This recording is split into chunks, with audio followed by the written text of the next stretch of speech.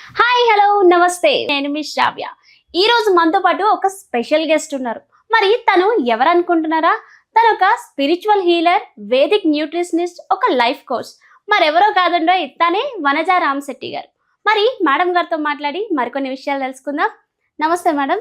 నమస్తే అమ్మా. ఎలా ఉన్నారు మేడం? బాగున్నానమ్మా, నువ్వు ఎలా ఉన్నావు? నేను కూడా చాలా బాగున్నాను మేడం. మేడం, వారాహి నవరాత్రులు ఎలా చేసుకోవాలి మేడం? ఈ నవరాత్రులు కూడా ఉపవాసం ఉండాలా మేడం? అయితే వారాహి నవరాత్రులని గుప్త నవరాత్రులు అంటారు అనమాట. గుప్త అంటే ఏంటి? సీక్రెట్ గా చేసుకునే నవరాత్రులు. ఓకే. అయితే మామూలుగా నార్మల్గా చూస్తే మనం దసరా నవరాత్రులు చేసుకుంటూ ఉంటాం, అవునా? అయితే ఈ దసరా నవరాత్రులు నార్మల్గా అన్నీ చేస్తూ ఉంటాము, ప్రతిరోజు ఒక అవతారం. ఈ గుప్త నవరాత్రులు కూడా అమ్మవారిని, దుర్గా అమ్మవారిని ప్రతిరోజు ఒక అవతారంగా పూజిస్తూ ఉంటాం. ఈ గుప్త నవరాత్రులు ఎస్పెషల్లీ తాంత్రికంగా చేసే పూజలు ఏవైతే ఉంటాయో అమ్మవారిని శాంతి స్వరూపిణిగా కాకుండా ఉగ్ర రూపంలో పూజిస్తారనమాట. అందుకని ఈ ప్లేసెస్ ఏవైతే అష్టాదశ శక్తి పీఠాలు ఎక్కడైతే ఉన్నాయో ఆ ప్లేసెస్లో అమ్మవారి పూజలు చాలా బాగా ఎక్కువగా ఈ గుప్త నవరాత్రులు చేస్తూ ఉంటారు. మన తాంత్రిక పూజలు చేస్తూ ఉంటారు చాలామంది. వాళ్ళు ఎక్కువగా ఈ నవరాత్రుల్లో, అంటే వాళ్ళకి అమ్మవారు ఉపాసన చేసే వాళ్ళు ఎవరైతే ఉంటారో వాళ్ళు చేస్తూ ఉంటారు. నార్మల్గా అంటే ఈ మధ్య బాగా అవేర్నెస్ బాగా ఎక్కువైపోయేసి అందరూ ప్రతి ఒక్కరు గుప్త నవరాత్రులు చేసుకుందాము అవి ఇవి అంటూ ఉంటారు.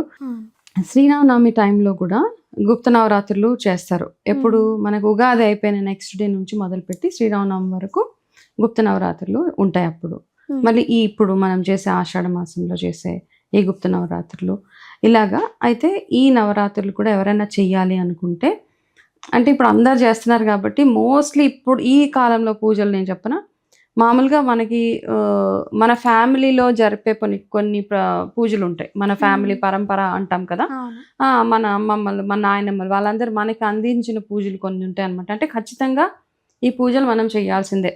సోమవారం శివుడికి ఆరాధన చేయడం, ఇట్లా రకరకాల పూజలు ఉంటాయి. నోములు, వ్రతాలు, ఇవన్నీ వాళ్ళు చేసినవి అక్కడ నుంచి మనం కంటిన్యూ చేయడం అంతే. ఓకే, అది కంటిన్యూ చేయడం ఒక ఎత్తు అయితే, ఇప్పుడు ఈ మధ్య బాగా ఇప్పుడు మనం ఎలాగైతే ఇప్పుడు మాట్లాడుకుంటున్నాం గుప్త నవరాత్రుల గురించి, జస్ట్ ఒక నాలెడ్జ్ గురించి, అవేర్నెస్ గురించి మాట్లాడుకున్నా, చాలామంది ఏం చేస్తారంటే వాళ్ళకి ఒక అంటే క్యూరియాసిటీతో చేసేస్తూ ఉంటారు. ఒకవేళ చెయ్యాలి అనుకున్న వాళ్ళు చక్కగా అంటే నిష్టగా నియమంగా చేసుకోవచ్చు, చేసుకున్నందువల్ల ఏం తప్పు లేదు అక్కడ.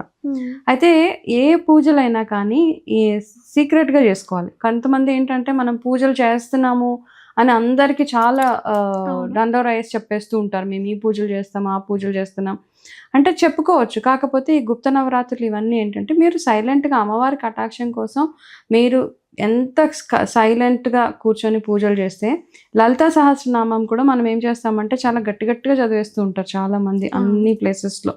లలితా సహస్రనామం కూడా చాలా సైలెంట్గా, అంటే మనం చదివేది మనకు మాత్రమే వినబడేలాగా చదువుకోవాలి యాక్చువల్గా.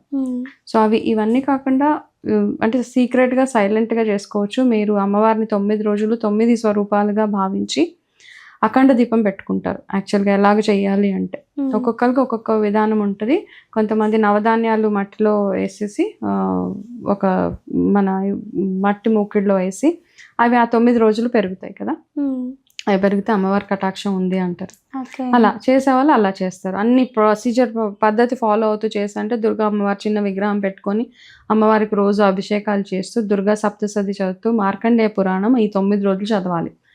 దాంతోపాటు లలిత సహస్రనామాలు చదువుకుంటూ ఆ 9 రోజులు మీకు వీలైనంత ఎవరైనా, అంటే ఒక్కొక్క చిన్నపిల్లల్ని పిలిచి, చిన్న అమ్మాయిల్ని పిలిచి వాళ్ళని ఒక్కొక్క స్వరూపంగా భావించి వాళ్ళకి ప్రతిరోజు పారాణి, పసుపు పారాణి పెట్టి, కొత్త బట్టలు అవి పెట్టి వాళ్ళకి భోజనం పెట్టి పంపించాలి. ఈ 9 రోజులు ఉపవాసం, అంటే లైట్ పలహారం ఏదన్నా తీసుకొని నైట్ అవ్వగానే అమ్మవారికి నైవేద్యం అది పెట్టిన తర్వాత మీరు తినవచ్చు అనమాట.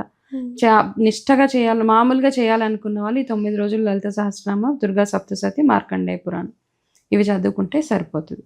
లేదు చాలా నిష్టగా నియమంగా చేయాలనుకున్న వాళ్ళు చెప్పులు వేసుకోకూడదు, నేల మీద పడుకుంటారు, అఖండ దీపం పెట్టాలి అమ్మవారి దగ్గర. ప్రతిరోజు అమ్మవారివి నేను చెప్పినవన్నీ చదివి మీకు తోచినంత సహాయం లేని వాళ్ళకి చేయాలి.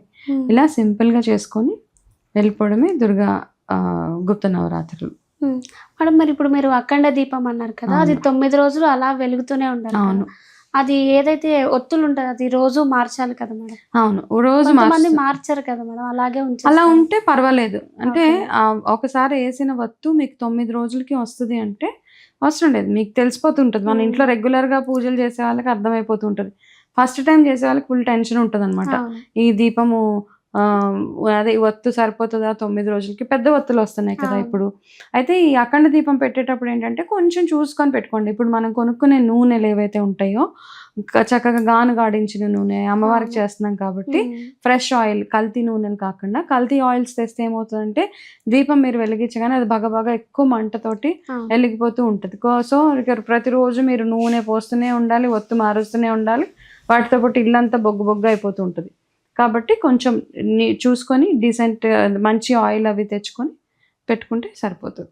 మేడం ఇప్పుడు వరకు మీరు అఖండ దీపం గురించి చెప్పారు కదా, మరి అఖండ దీపం 9 రోజులు అలా ఉన్నప్పుడు మనం ఎలాంటి జాగ్రత్తలు తీసుకోవాలి? అంటే నిత్యం రోజు నైవేద్యం పెట్టాలి, ఇలా ఏమైనా కొన్ని ఫార్మాలిటీస్ ఏమైనా ఉన్నాయా మేడం? దీపంలో మనం అమ్మవారిని చూస్తాం కాబట్టి దీపం కూడా అమ్మవారే మనకి. కాబట్టి ఆ అఖండ దీపం దగ్గర కూడా ప్రతిరోజు మీరు నైవేద్యం బెల్లం ముక్క, ఒక పండు ఏదో ఒకటి పెట్టాలన్నమాట. అలా వదిలేయటం కంటే కూడా ప్రతిరోజు మనం ఇంట్లో కూడా నిత్యం దీపారాధన వెలిగించగానే అక్కడ ఏదో ఒక ప్రసాదం దీపాల దగ్గర పెట్టడం చాలా శ్రేష్టం. కాబట్టి చిన్నవే ఫాలో అవ్వకుంటూ మనకి చేసే పూజలు అవన్నీ ఏంటంటే బేసిక్గా మనకి మనశ్శాంతినిచ్చి అన్ని రకాలుగా మన ఆరాని క్లీన్ చేసి మన వాక్ శుద్ధిని పెంచుతాయి. అమ్మవారి కటాక్షంతో పాటు మనం మాట్లాడే ప్రతి మాట ప్యూరిటీతో మాట్లాడేలాగా చేస్తాయి. కాబట్టి మనం చేసే ఈ పూజలు కానీ, మనం చదివే మంత్రాలు, హోమాలు ఇవన్నీ ఏం చేసినా మనలో ఉన్న ఆ భక్తిని ఇంకా పెంచుతాయి అన్నమాట. చాలా బాగా చెప్పారు madam. Thank you so much. Welcome.